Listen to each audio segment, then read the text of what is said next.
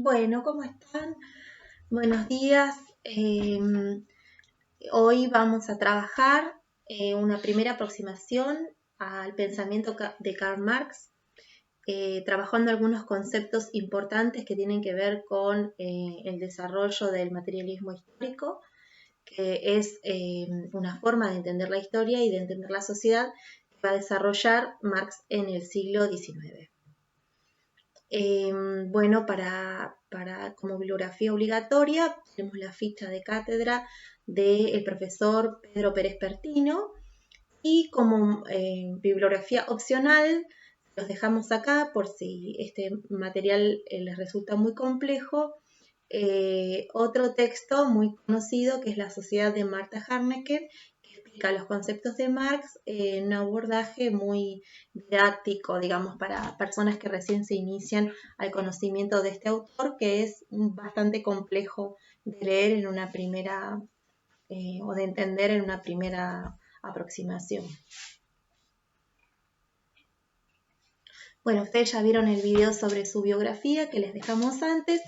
Pero aquí vamos a decir que su obra abarca diferentes campos del pensamiento: la filosofía, la historia, la ciencia política, la sociología y la economía, pero que, digamos, el pensamiento que su vida muestra que no solamente fue una persona que se dedicó al estudio de la sociedad, de los conflictos sociales, a la investigación científica, sino que también trabajó en el periodismo y sobre todo fue un militante político.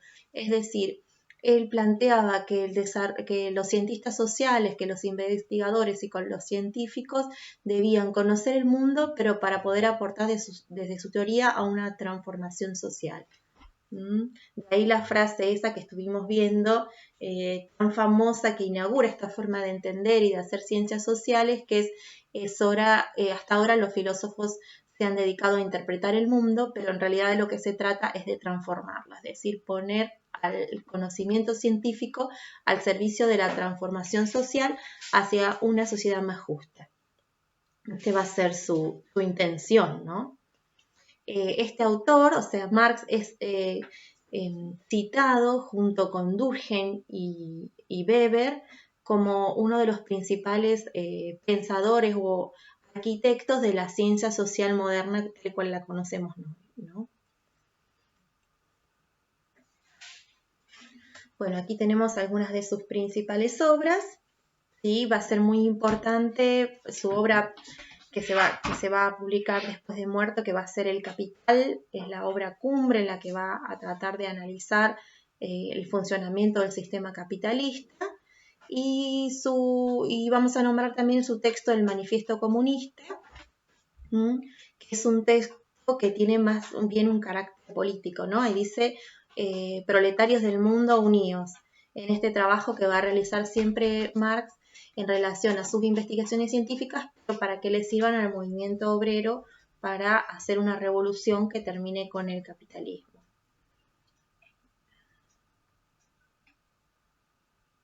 Bueno, y ahora sí nos metemos más en profundidad con algunos de sus conceptos como para empezar a conocer su pensamiento. Para este autor, digamos para Marx, el concepto central del cual va a partir y sobre el cual va a reflexionar va a ser el trabajo humano y su importancia. Concibe el trabajo como una actividad humana y social. El ser humano, al trabajar, ¿sí?, a realizar una actividad, intercambia con la naturaleza y en ese intercambio, ¿sí?, transforma esa naturaleza, pero a su vez se transforma a sí mismo. Dice Marx en una famosa frase que de alguna manera trata de apuntar el aspecto antropológico del trabajo, ¿no? Al trabajo humano en su sentido filosófico o antropológico. Concebimos el trabajo bajo una forma en la cual pertenece exclusivamente al hombre. Una araña ejecuta operaciones que recuerdan las del tejedor, y una abeja avergonzaría por la construcción de las celdillas de su panal a más de un maestro albañil. Pero lo que distingue ventajosamente el peor maestro albañil de la mejor abeja es que el primero ha moldeado la celdilla en su cabeza antes de construir en la acera. Al consumarse el proceso de trabajo, surge un resultado que antes del comienzo de aquel ya existía en la imaginación del obrero, o sea, idealmente. ¿Qué es lo que plantea el autor con esto? Separa lo que es el trabajo humano de cualquier actividad que pueden llevar adelante los animales. Los animales también hacen actividades, transforman la naturaleza e intercambian. Pero la diferencia es la conciencia. Es decir, el ser humano planifica lo que va a hacer, lo lleva adelante y cuando lo termina se produce un proceso de aprendizaje o de desarrollo de la conciencia, de la imaginación. ¿Sí? Es que entonces inscribe el trabajo en el ámbito de la cultura, como ya habíamos visto. Dice entonces, el trabajo está directamente ligado al desarrollo de la conciencia, el aprendizaje y de la autotransformación.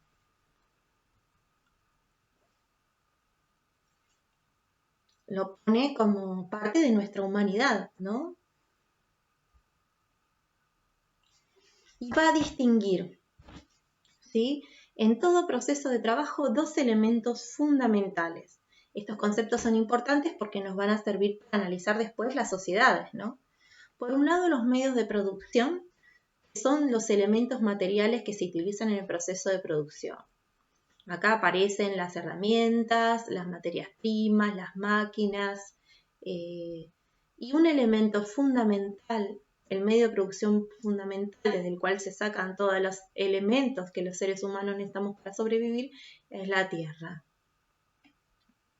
Por otro lado, y además de los elementos materiales, en todo proceso de trabajo está la energía del trabajador, el desgaste de energía. Es una energía mental, pero también es una energía física, ¿sí? Nosotros ponemos el cuerpo al trabajar.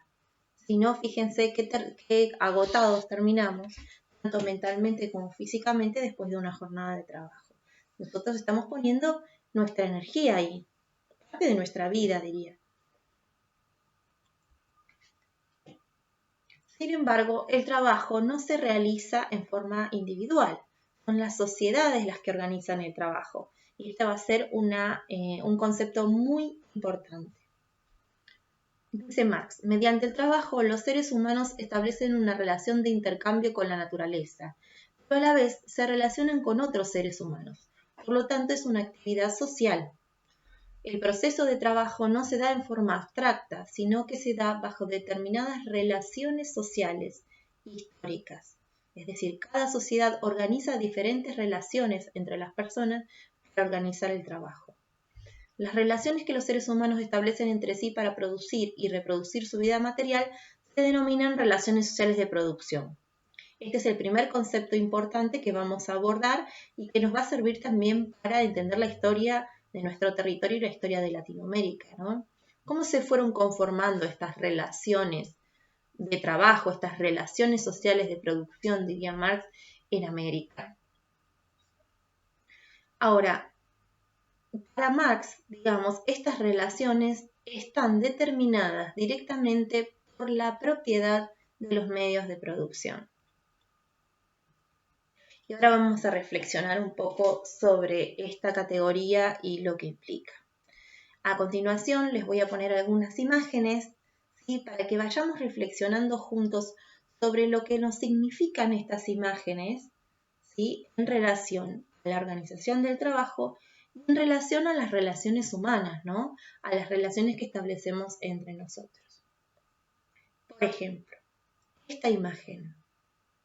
¿Qué nos dice esta imagen acerca del trabajo y las relaciones humanas? Vemos un niño trabajando que quizás debería estar en la escuela, no acarreando esa cantidad de ladrillos. ¿Qué está pasando acá con el trabajo? Y en esta otra imagen, vayan quizás estableciendo relaciones aquí con lo que ustedes escribieron sobre sus propias experiencias de trabajo. ¿En qué estará pensando esta señora acá en esta gran fábrica textil? ¿Estará bien con su trabajo? ¿Estará contenta con sus compañeras? ¿Tendrá un buen salario? ¿Se sentirá realizada en su trabajo? Piensen que la mayor parte del tiempo de nuestra vida estamos trabajando. ¿Qué les dice esta imagen? Hoy en día en la sociedad capitalista, en muchos trabajos, los picos de estrés son altísimos. Hay una gran cantidad de trabajos que no se pueden resistir, ¿sí? Si los trabajadores no apelan a medicamentos, a tranquilizantes. Entonces, fíjense cómo hay una gran industria de los medicamentos que funciona a partir del tipo de trabajo que realizamos en la sociedad moderna.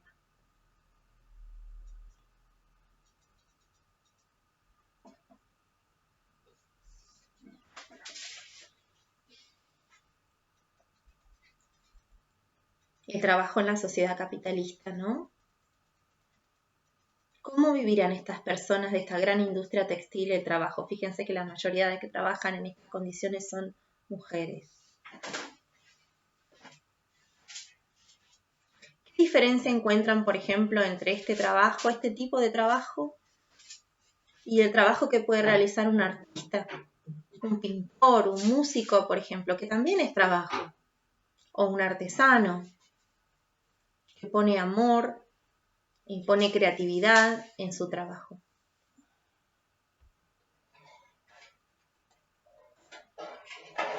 Y el cuerpo, ¿sí? Esto que decíamos, la fuerza de trabajo, la energía mental, pero también la energía física. ¿Cómo queda el cuerpo de un estibador después de 10 años de acarrear pesos de este tipo?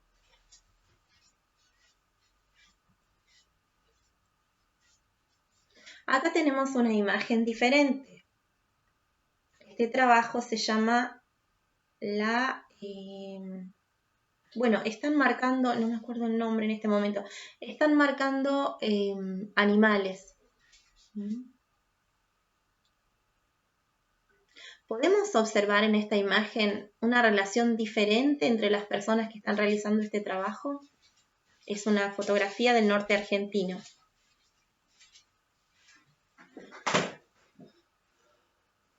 Acá están marcando los animales.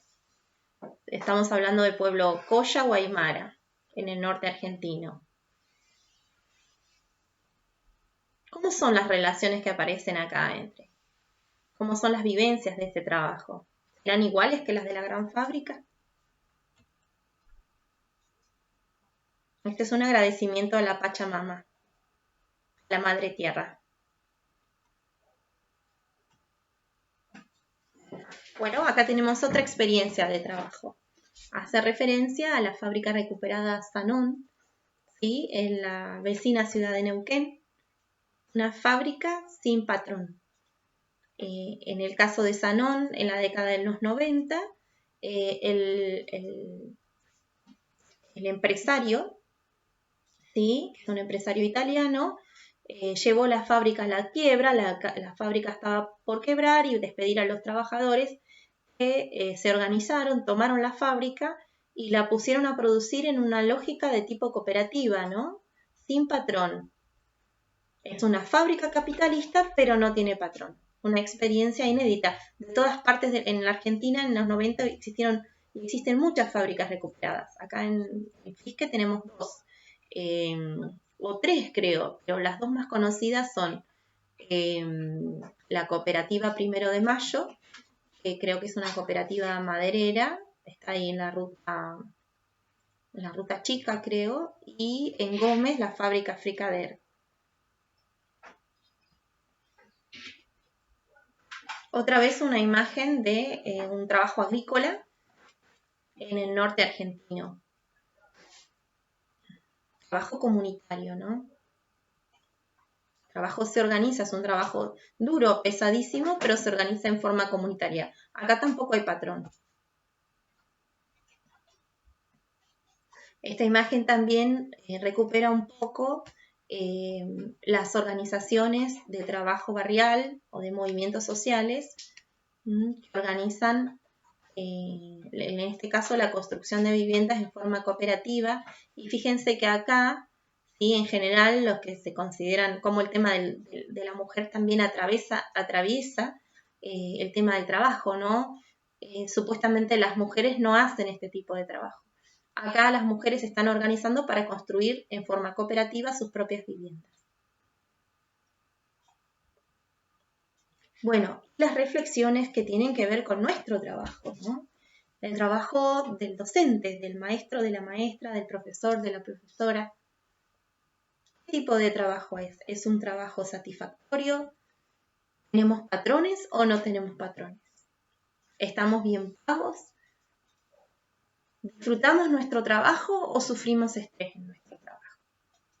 Bien, todos estos conceptos que desarrolla Marx deberían servirnos para pensar el trabajo en las sociedades históricas, pero también en nuestra sociedad. Bueno, y por último, les dejo esta imagen, antes de seguir conceptualizando, digamos, sobre los derechos laborales de las trabajadoras sexuales. Hoy se abre una gran discusión a nivel del Estado, ¿es trabajo o no es trabajo la prostitución?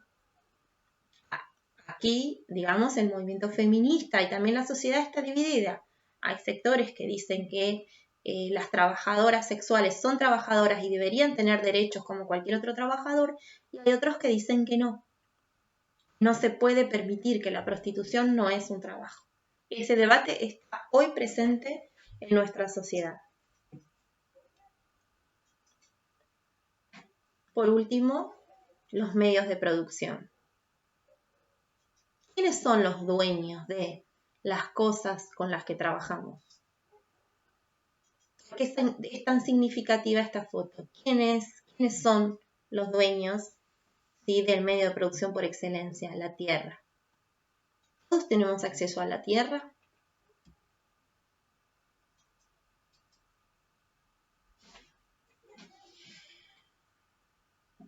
Bueno, entonces, sigamos trabajando sobre los conceptos de Marx un tiempito más.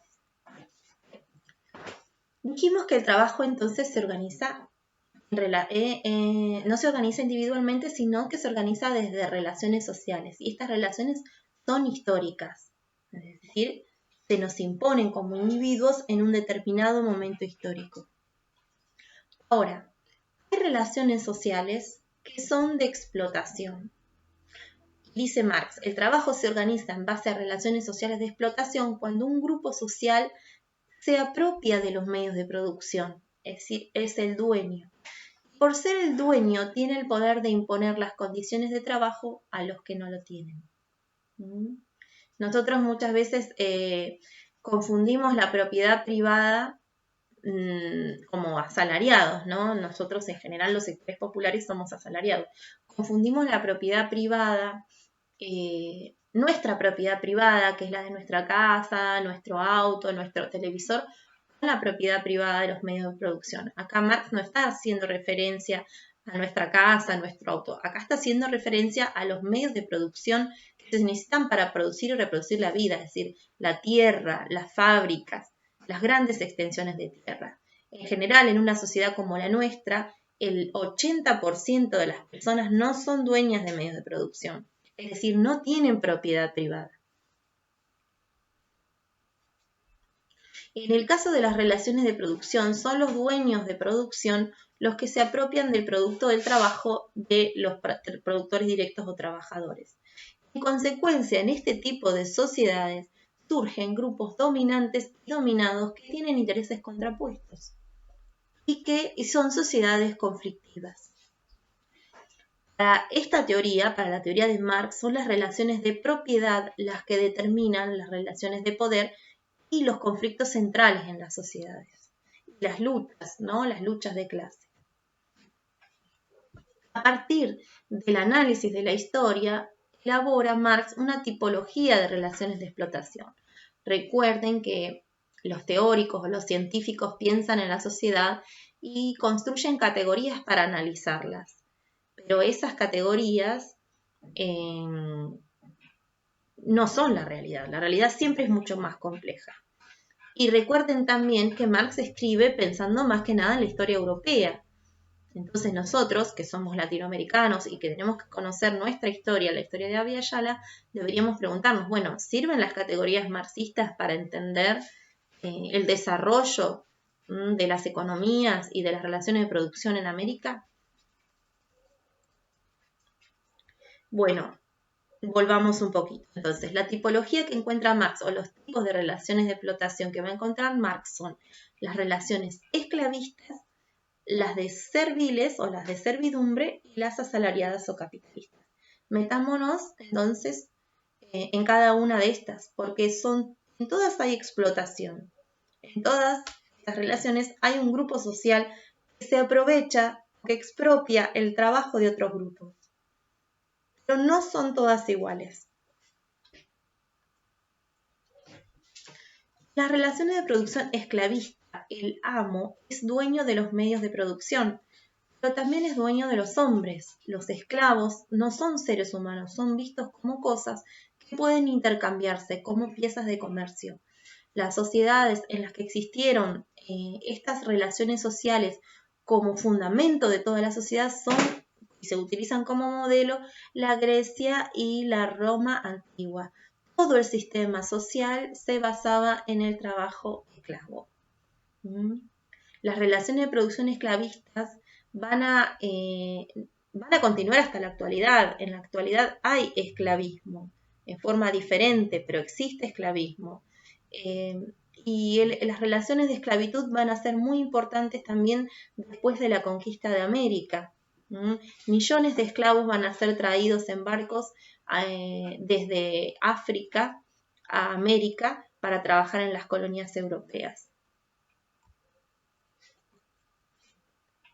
Estas relaciones de esclavitud se van a ir disolviendo en la Europa antigua, dando lugar a las relaciones de servidumbre, que se van a desarrollar, más que nada, va a ser la forma de trabajo hegemónica o dominante en la Edad Media. ¿Cómo se daban estas relaciones? Bueno, el señor feudal era dueño de la tierra, pero los siervos no eran, no eran esclavos, tenían derechos. El siervo poseía una parcela de tierra para la mantención de su familia, pero estaba obligado a pagar un tributo al señor feudal que podía ser en trabajo o en productos. ¿Sí? Es decir, el siervo estaba atado al señor feudal y en muchos casos atado a la tierra, pero el señor feudal no podía echarlo de la tierra. Debía otorgarle a él y su familia una parcela para su mantención. ¿Cómo se sostenía esta relación de poder? A través del famoso contrato de vasallaje. A través del contrato de vasallaje, el siervo creaba una relación de dependencia con su señor y estaba obligado a servirle él, sus hijos y los hijos de sus hijos.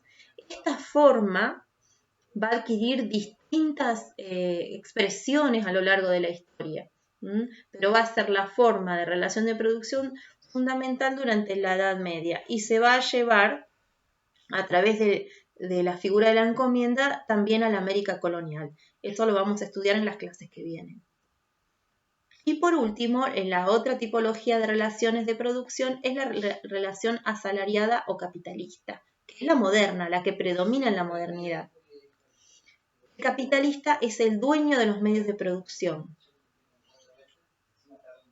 pero no es dueño del obrero. El obrero acá es una persona libre, pero como no tiene otro medio de subsistencia, está obligado a alquilar su fuerza de trabajo al capitalista a cambio de un salario para poder sustentarse. Acá la dominación no se da por la fuerza o por las costumbres, como en la esclavitud o en la servidumbre.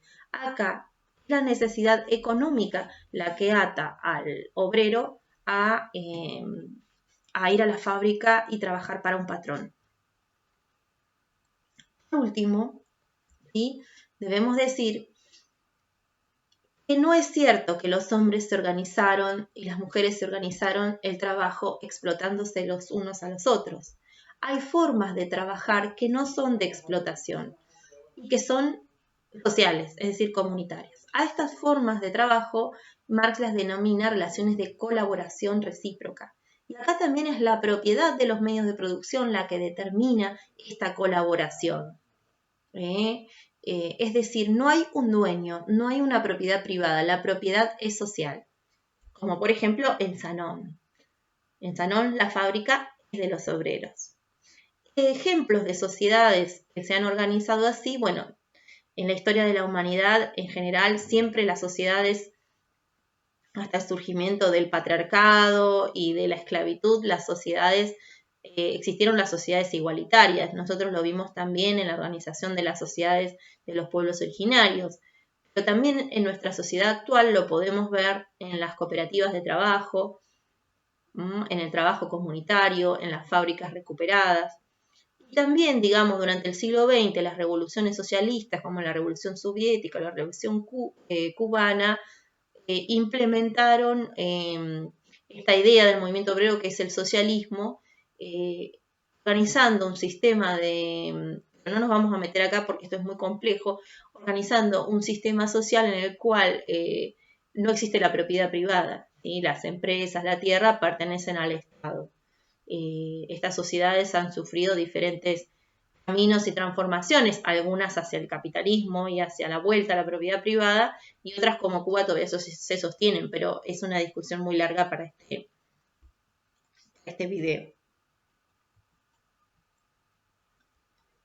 Bueno, vamos a dejar entonces el primer video acá y vamos a pasar a un segundo video más cortito en el que vamos a trabajar el otro concepto importante de esta clase, que es el concepto de fuerzas productivas. Nos vemos en el otro video.